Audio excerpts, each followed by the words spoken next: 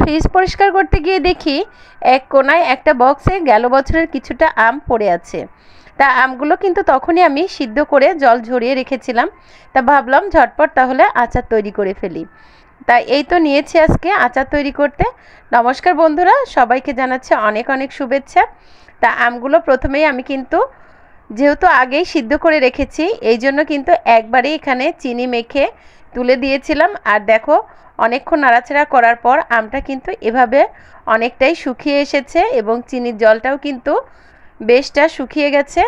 তা যাই হোক, আমি কিন্তু অনবরত আমটা নাড়াচাড়া করছি, যেহেতু ফ্রিজের আম ছিল, লেগে যেতে পারে। এই জন্য কিন্তু এভাবে নাড়াচাড়া করতে করতে আমটা এক পর্যায়ে একেবারে আচারের মতো হয়ে আসবে। আর দেখেই কিন্তু বোঝা যাবে যে এই আমটা একদম তৈরি হয়ে গেছে।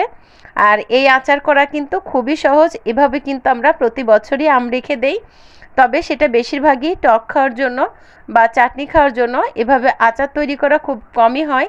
তা আজকে দেখলাম যে অনেকটাই আম আছে, তা ভাবলাম যে আচারই তৈরি করে ফেলি। তবে এই আচারটা কিন্তু গুড় চিনি সব কিছু দিয়েই করা যায়, আর খেতেও কিন্তু খুব সুন্দর হয়। এই আচারটা রেখে দিলেও কিন্তু অনেক দিন ভরে খাওয়া যায়। তারপরে দেখো, আমি একটা তাওয়াতে এভাবে একটু মেথি, মৌরি আর কয়েকটা শুকনো লঙ্কা নিয়েছি, খুব বেশি না কিন্তু, নিয়ে খুব সুন্দরভাবে টেলে নিচ্ছি। আর টেলে নিলে কিন্তু এটা গুঁড়ো করা খুবই ভালো হয়।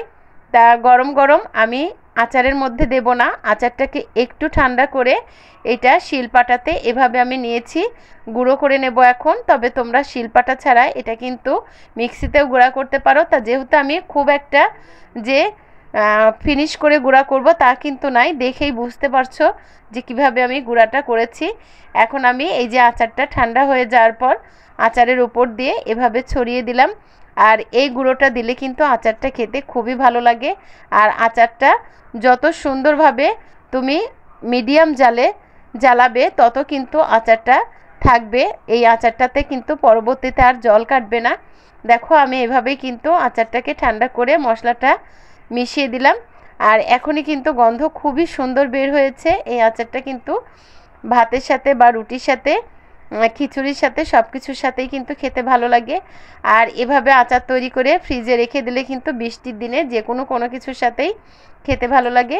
তা আমার এই আচার তৈরি করাটা কেমন হলো বন্ধুরা, দেখো কতটা আঠালো এবং কতটা সুন্দর হয়েছে। আমি সামান্য একটু মুখে দিয়ে দেখলাম যে সব দিক দিয়ে একদম পারফেক্ট।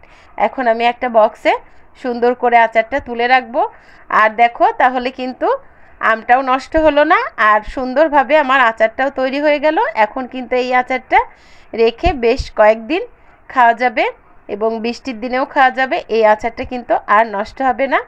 তা তোমাদেরও যদি ফ্রিজে এভাবে আম পড়ে থাকে, তাহলে কিন্তু তোমরাও ঝটপট এভাবে চিনি বা গুড় দিয়ে খুব সুন্দর করে আচার তৈরি করে নিতে পারো।